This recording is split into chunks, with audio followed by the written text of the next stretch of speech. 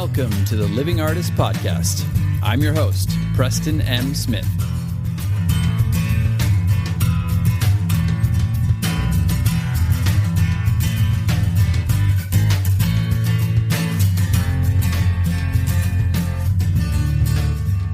Hey, everybody.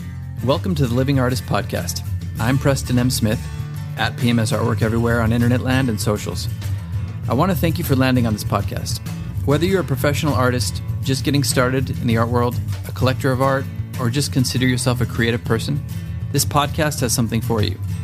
I like to think of it as a fun way to rant and talk to other creative people about living the life of an artist, surviving and getting ahead in the art world, and enjoying your life. But most importantly, not waiting until you're dead to make it happen. All right, let's get started.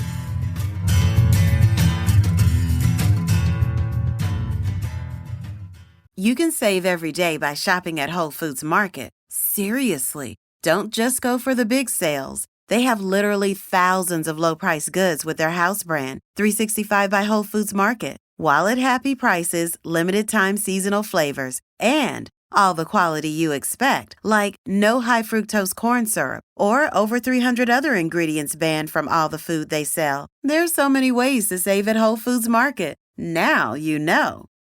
Look, Bumble knows you're exhausted by dating. All the, must not take yourself too seriously, and 6'1" since that matters, and what do I even say other than, hey? Well, that's why they're introducing an all-new Bumble, with exciting features to make compatibility easier, starting the chat better, and dating safer. They've changed, so you don't have to. Download the new Bumble now. Welcome back to the podcast. I am your host, Preston Smith, and I've been told that I should be leading us in an ASMR session. So, listen,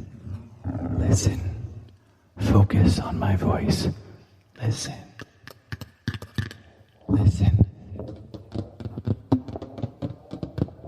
Can you hear my voice? Just focus in on what I'm saying to you and drift away if you need to. If you don't need to, then just continue to listen to my voice and feel free to be creative while you're listening to my voice.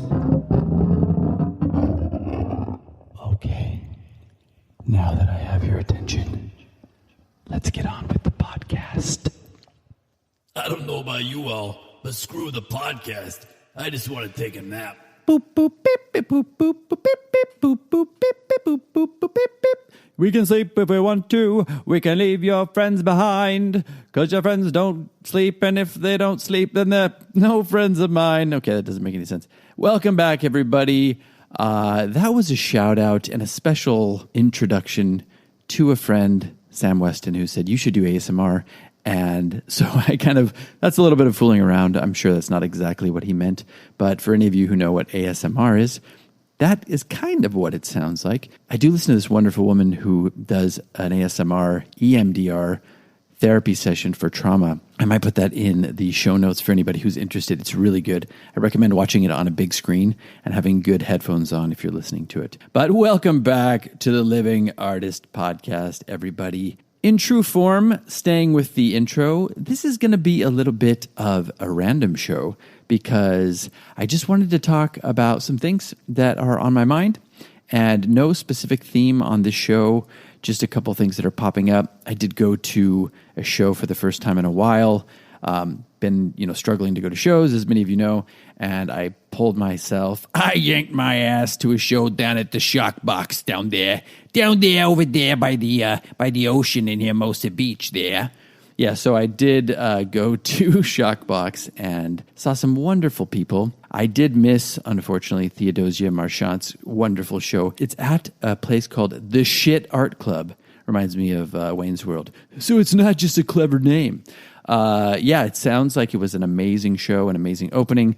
Theodosia's work is always wonderful, so I highly recommend checking that out. It's downtown LA at the Shit Art Club. You can just look up at Theodosia Marchant on Instagram, and you can check out her details if you want to go see that show. Highly recommend it. Hopefully I can get over there as well, health depending. So those were 2 great shows this weekend. If you missed them, you can still see them. They're up for a little bit. I know Shockbox is up for at least 2.5 more weeks.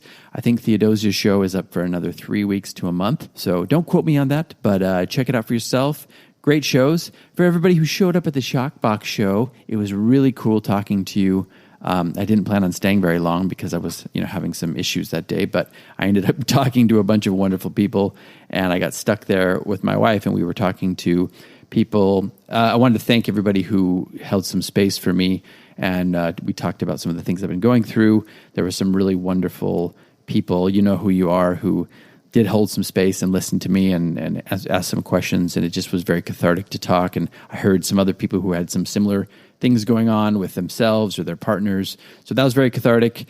Just a wonderful time. Talked to some people about the podcast, met a beautiful couple from outside of San Francisco. If you're listening to the show, you know who you are.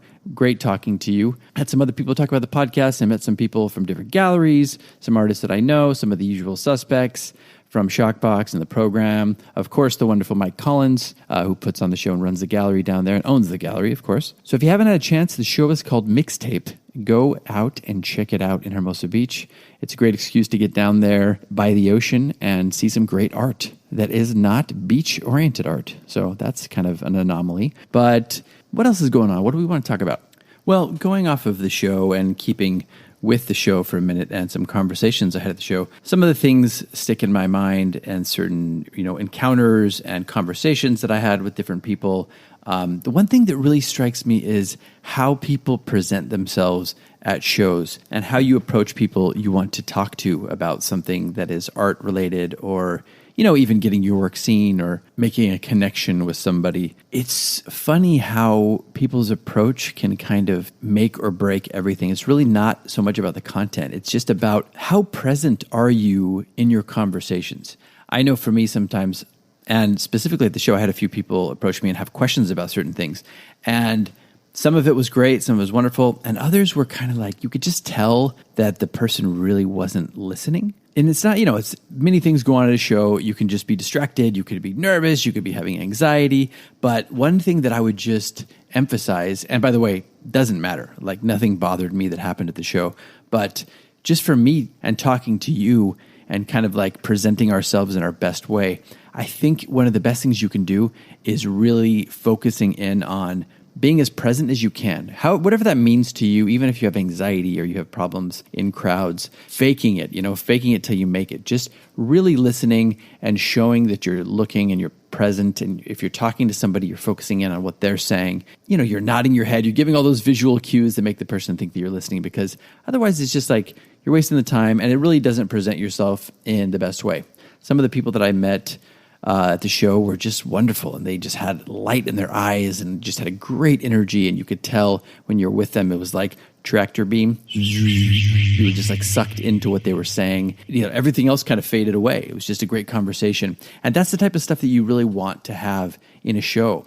If you go to a show, you could talk to 800 people, but if you're not presenting yourself well, if you're not showing up and you're not holding space for somebody, or you're not being present for somebody, if they're not being present for you, you're really not going to have a connection that is worthy of remembering. You're really not going to make an impression on anybody. And you might just be like, you might go home and be like, well, I met so many people, blah, blah, blah. But how many of those people can you really feel like you made a connection with that's going to last, or that next time you see them, that person's going to be like, hey, what's up? And you're going to just pick up where you left off, and you're going to have a relationship moving forward. I have a lot of people that I met just through shows that I bump into at shows, and every time we talk, we have a great time, and I feel like we've developed a good friendship and a relationship. And that's what you want to be doing at shows. That's the way you want to be presenting yourself.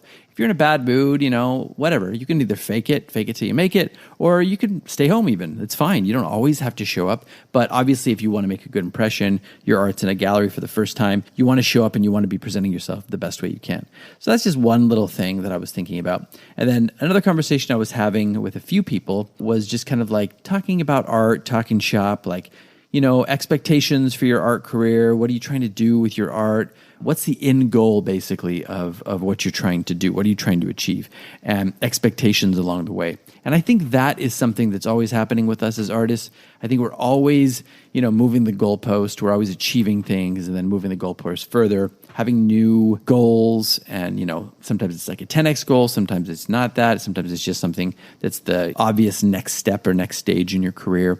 But I think sometimes when you've been doing this for a while, like I've been doing this for over 20 years, and sometimes you do have to refocus because it is easy for things to become stale. It's easy for things, I'm not talking about your art specifically, although you can hit a rut with your art as well. You can have blocks. You can kind of get into a position where you're like, I'm just churning out the same kind of work. That can happen too, but that's for another conversation. But I'm talking more specifically about how you perceive and what direction you perceive your career going. And you can sometimes just get a little bit apathetic after a while. It's like, okay, I've achieved this, this, and this. These were goals that I had for 10 years. I've achieved some of these. And now what? So many times, a lot of people want to have like a solo show. They've been just shooting for a solo show their whole career, and they put everything they can into a solo show, and then the solo show's over, and they're like, oh man, maybe they had a good show. Maybe they sold a few pieces. Maybe they didn't sell any. Maybe they sold out. But sometimes there's this thing that happens afterwards where you go, oh, okay, goal achieved, goal unlocked, goal achieved. And now what? Like, what's the next stage? It's kind of like this weird letdown. And really, it's just the cycle of being an artist. I think I want to impress upon you that is normal, that is natural. It is natural to have post-show depression, or at least post-show decompression or come down. I've had that with band gigs where we played big shows. I've had that with improv. I've had that with acting gigs. I've had it with art and solo shows and just shows in general. I've had it with big things like the Obama thing I've talked about many times, the Obama gig I did. There's so many times where you think like, this is it. And then you realize, oh, it's not it. And really what I want to say to you is stop focusing so much on achieving that one thing, the it that you think is going to make or break you, and really just kind of settle into the process of you're going to have highs and lows. You're going to have a career that's punctuated with highs and lows, but those are not going to be sustainable all the time. Like a high is not going to be sustainable and a low is not going to be sustainable. That's good. So you kind of want to be that steady flowing stream that's somewhere in the middle, where you take the highs as they come, you appreciate them, you're grateful for them, but you don't let them break you when they're done. And then the lows, you just take in stride. Okay, this is part of the process. There's an ebb and flow to everything. And that's kind of what I do now. I just realize, look, I'm in this for the long haul. It is a marathon, not a sprint. And yes, when I first started out, I had dreams of being famous, and that's fine. I mean, that's okay. Every once in a while, I still have daydreams about being famous or reaching more people, or whatever. Having my art sell for millions of dollars. And you know what? Maybe we will all get there, and maybe I will get there as well. But I know that even if I get there, I will have that inevitable, okay, well, I got that. Now what? So just knowing that everything you're doing is both worthy of your attention and worthy of your excitement, but also not something that you want to invest everything in. It's kind of like Eckhart Tolle says when people ask about specialness. It's like, you are both very special, the most special person on the planet, and not special at the same time. Meaning like everybody's special. We all have this potential to be very special with our art. And all of our art is very special. And it's unique to us. And as long as we're being authentic with our voice and with our art and our creation, all of our art is unique and special. And understand that everybody else who's being authentic and creative and honest with their own artistic voice is also special. I think that's one of those things we have to accept. And we have to accept also that success happens to us all at different times, and that different people's success is not a failure of your own. I've talked about this many times. Be happy for other people's success. Honor. You can save every day by shopping at Whole Foods Market. Seriously, don't just go for the big sales. They have literally thousands of low-priced goods with their house brand, 365 by Whole Foods Market. Wallet-happy prices, limited-time seasonal flavors, and all the quality you expect, like no high-fructose corn syrup or over 300 other ingredients banned from all the food they sell. There's so many ways to save at Whole Foods Market. Now you know. Other people's specialness, and I think it'll just make you a lot more balanced as an artist moving forward. It makes you be that kind of steady stream that I'm talking about, where nothing really affects you on either end of the spectrum, like the extreme highs or the extreme lows. So that's something that I was thinking about as well. We're just constantly moving and pivoting and growing and adapting as artists, and that's just part of the process. So understand, if you want to be doing this, for a career, this is a marathon, not a sprint. What else? This is getting a little long, so we can maybe talk about one more thing here before we go. What do we got? All right, so one other thing I've been thinking about, just because it's been happening, and you know what? I always want to be honest. This is not about shaming anybody. This is not about calling somebody out on the podcast or anything. But I think this is something that we all have to be aware of as artists moving forward, especially artists who are really trying to be entrepreneurs and take this into our own hands and sell our work, both through galleries and through online art marketplaces or online galleries. It doesn't matter what it is. It's just we all have to be aware of certain trends and things that are happening in all of these fields and platforms. There's a platform right now that I've been on for a long time, and I've sold well with them. Not going to name any names. Singular. But they are now charging quite a hefty fee for artists to sell their work on there. And to my knowledge, they are not reducing their commission at all. And so I just wanted to put this out there. What do you think about all this? I've had a lot of people asking me about it. I was a member for a long time selling work, and I didn't have to pay anything. And now they're rolling out this pay structure where you kind of have to either pay to play essentially, or you're kind of shut down. Your account's shut down. Like, I put a lot of work in there. I have hundreds and hundreds and hundreds of pieces in there. I've had a relationship with them. And now it's like, well, you have to either choose this hefty payment plan. There's a smaller one, but it doesn't really give you anything. So you basically have to pay for the hefty payment plan. Otherwise, you lose your work, I think. I could be wrong. There could be some subtleties in there that I'm not aware of. But to my knowledge, that's kind of what you have to do if you want to keep selling on this platform. And I know there's a lot of people out there who are on this platform and who are thinking about going on this platform, who've been on this platform, and they're wondering if they're going to pay. So I'm just putting it out there. What are you doing? What do you think about this? Is that something you think is fair to do? I know everybody has to kind of monetize and think about the business side, but there is this balance that we've always talked about pay to play. Like, what is too much? A little bit of a submission fee is not that bad, in my opinion. That's something that just goes with the territory. It helps a gallery, do their administrative stuff. But to pay constantly every month a certain amount, like a membership fee that's hefty, and then have to also sell work and then pay a commission on top of that, I'm not so sure. Maybe that's the way of the future. I am willing to adapt, as always, and to pivot and to do things. I'm also willing to give it a try and see if it works. I'm willing to change my mind at a different stage. But it does make me wonder how much, always, whenever this happens in any situation, any gallery, any platform, when they're charging that much money, it does make me wonder how much is the incentive to sell your work. Is there incentive there to sell your work? If it is there, and let's say if it's elevated, which it very well could be, and I have yet to see that, maybe I'll check back with you and let you know what I think afterwards, but if that incentive is there and they up their game and they sell more of your work, well then, it's like a write-off. You easily can make up for that fee because you're selling more work and you can just deduct that from your sales. So it's fine. But that is yet to be seen. If you continue on the same path, you're selling the same amount of work or no work, and then you're paying a huge fee and you're paying a 50% commission. It's a lot. It's something to think about. So wanted to put this out there just to say, what are you doing? What do you think about it? What do you think about this kind of a strategy by an art marketplace that almost doesn't really give you an option to continue on without having to pay a hefty sum? And if you don't, you basically lose all of the work and progress you've made, which kind of makes it feel like you have no choice. Yeah, just putting it out there because it's on my mind. This is the Random Show. I'm just talking about stuff that is on my mind and that I'm thinking about. It is not the end of the world. There are other platforms out there. This platform could end up being the top platform with this payment structure. So just want to get your thoughts on it and let you think about it for yourself as well. I think that's it for today, everybody. I hope you're doing well. Everybody I met over the weekend and everybody I had a great conversation with and an empathetic conversation with, it was really needed and it felt very good. So I thank you all who are there and you know who you are. Everybody I met, it was wonderful to meet you. Check out the shows that I mentioned at the top of the program. And we will see you on the next episode, everybody. Take care and bye-bye. Hang on a second. I wanna grab the mic and I'm gonna try my hand at some ASMR. So everybody listen to my voice and just melt away. Let your feelings and thoughts melt away. You know what? Screw this. I don't like it.